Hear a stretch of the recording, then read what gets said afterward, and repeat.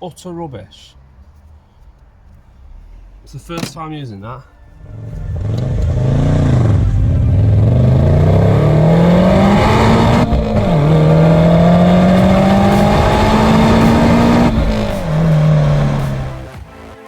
Welcome, part 4 of building the Legacy.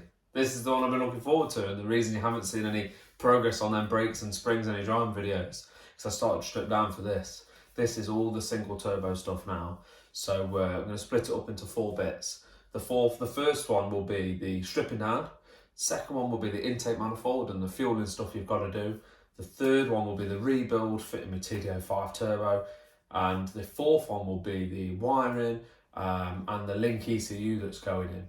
The link ECU fitted by Bob Rawl, mapped by him, and then we'll do a bit of a power run, see what it's like and see if I can break my 20 to 70 not 60 times. Some people have asked me though why I bothered doing this single turbo swap. It's not all that uncommon to use STRWRX parts, and it's because here you will see it's a really complicated system. This is very, very simplified. You've got a crossover pipe, and you've got an up pipe to both turbos, both sides, and they are always fed by exhaust gases. It doesn't make any sense really. One turbo is always on, the second turbo is not, and there's the valve that's actuated by a solenoid and vacuum, and when the valve opens, it just lets exhaust gas go through to that second turbo. And then if you change gear it's at 4,000. If you change gear at like 4,100, all it does, it opens the flap, tries to spool the second one, you change gear, revs drop to 2.5, and then you've got nothing, because there's not enough exhaust gas to flow both. It's a bit of a rubbish design. They did perfect it, but not on my old version. So, let's crack on.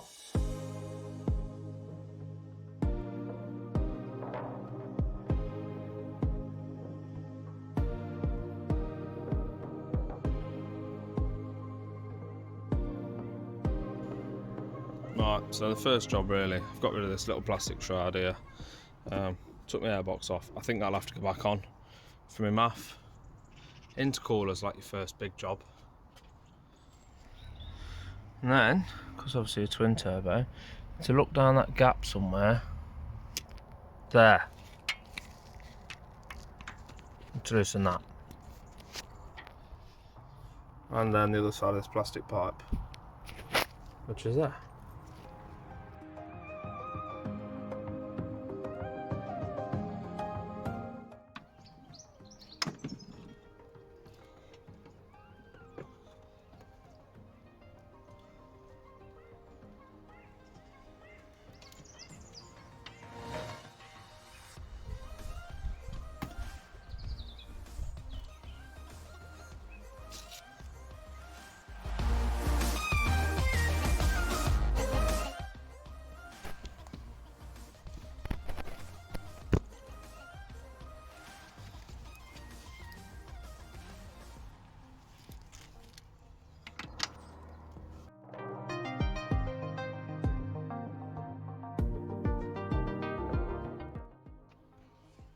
So,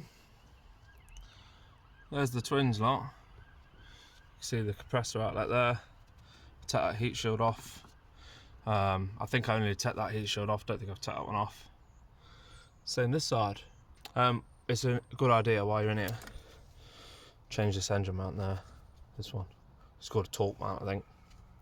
We'll get that changed. And also make life easier is to get a silicone one of these, because that is stiff. Get a new one of them. Let's carry on.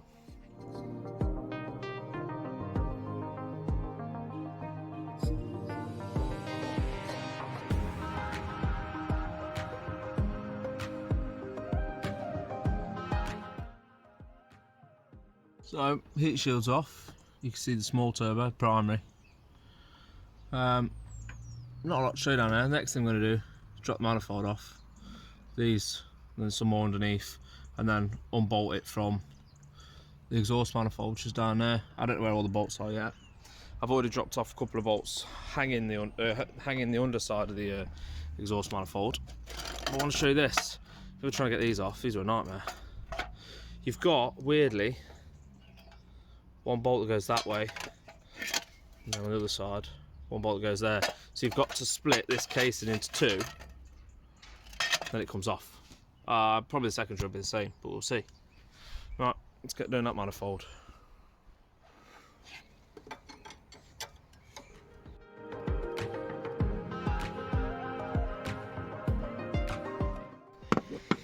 I'm going to move this differential pressure sensor out of the way as well.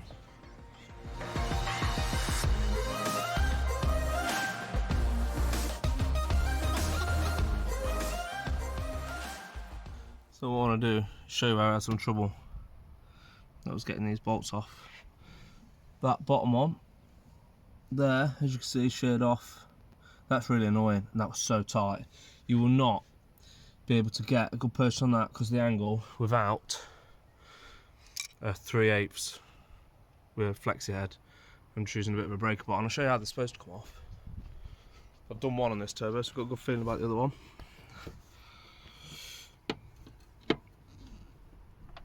Left hand.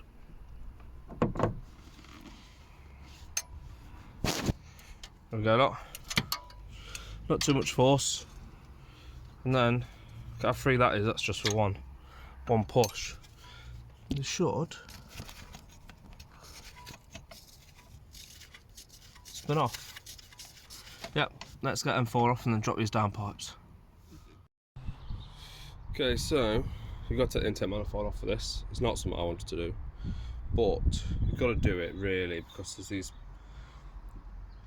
these under here you need to unplug with the alternator out of the way. So whip your alternator off, that's dead easy. You've got a little plug there, crank sensor.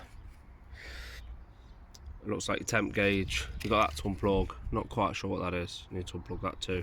And this is all mainly to get this out, but also I'm going to do the parallel fuel mod at the same time and change my injectors. So that's all a lot easier with this off. I'm not even sure you could do this conversion with that on. I mean, we'll find out, but I am having trouble with this turbo still. You've got 1, 2, 3 bolts there, 2 bolts at the back of this one. That one, for some reason, the nut has stripped the thread off the bolt, so it's spinning fine but not loosening off any.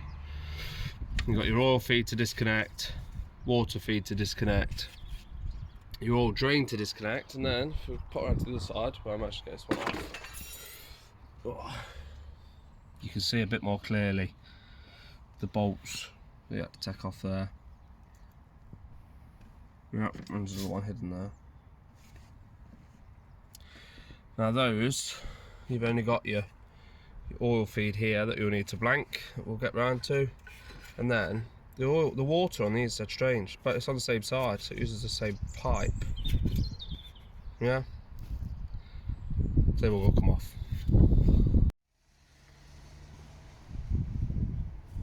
So here I am, stuck again. This bottom bolt is the last bolt, and the nut's stuck on it, or the nut will spin. So you've got your stud, your nut's spinning, but it's not coming further off, so I think it's stripped the thread. So I've got a little nut cracker on here, and hopefully it don't let me down. I feel like it is doing already. Don't know what I'm going to do if this fails. We're tightening it, swapping it over, and I heard a big crack, and now it's gone loose. So either I broke the tool, or it's worked.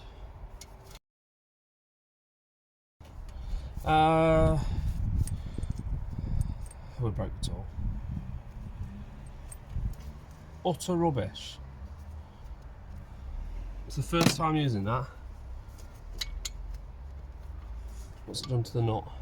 Nothing. Absolute junk. As you can see from this, ended up cutting it off from underneath. Angle grinder. Angle grinder's always your friend with stock. So this turbo's loose now. Obviously I already done that. Put the oil feed on top to undo, and the 2 coolant bolts. They're not difficult.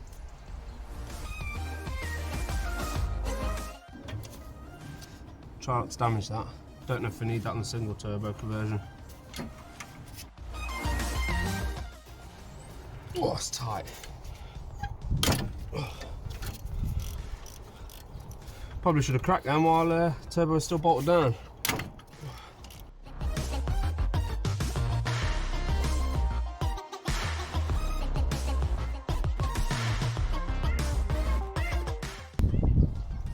At the moment, I've got no idea where these go.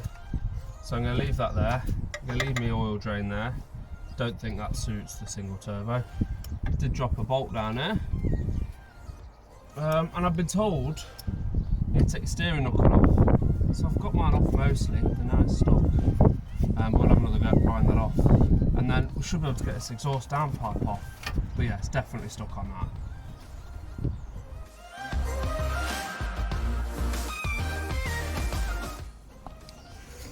See in there? That is the arm lock with a little plunger that stops this second turbo spooling up. So obviously that's closed, only on primary.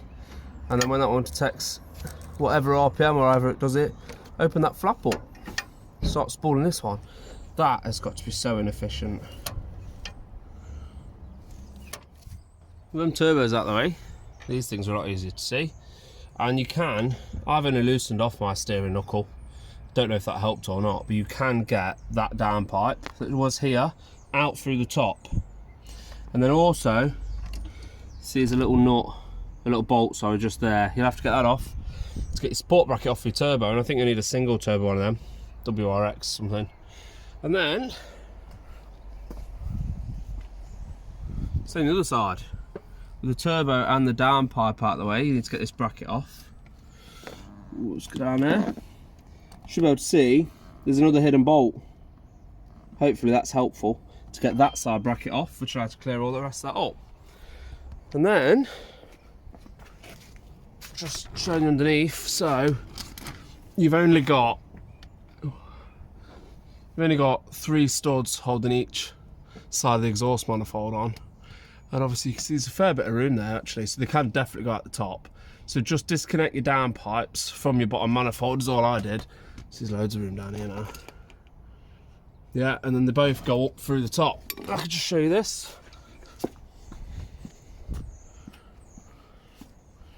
This is how I took it apart. So this up pipe, luckily come unbolted, didn't have to cut anything, just come straight off there. Cross member, did have to, oh no, I unbolted them. That's to, that was to there. Unbolted them. They come off okay. This up pipe did not come off okay, you can see the battle scars. Had to cut both of them bolts off, and then I had it come through the top, and had to cut that heat shield off.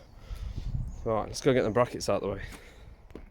Okay, I wasn't really going to go into taking the intake manifold off. It's not that complicated. However, there's a few things different on the twin turbo stuff. Obviously, this pipe here, which is your inlet pipe, goes underneath and obviously goes to both inlets. You need to take out that bolt there, and then when you get it up like this, there is a bolt here and here that you need to undo that allow you to get the loom out so the loom can stay in the car. Then you can lift that away. So what you've got to do is disconnect your vacuum lines off everything, your coolant lines, which are all around the back, don't snap any, I've snapped one. Your inlet pipe, tube, whatever, and your injectors. You're unclipping. The clip is underneath. They've got on these, see if I can show you, they're actually really nicely designed because as they clip on, you see that little cut out at the top, you can put your finger underneath, press the button in, and put a little screwdriver in top and just push it out. Really clever, really good. Also, if it takes you ages to do your swap like I have, that's not good. We'll have to get that out. Anyway, we'll crack on with this. Get this lifted off now.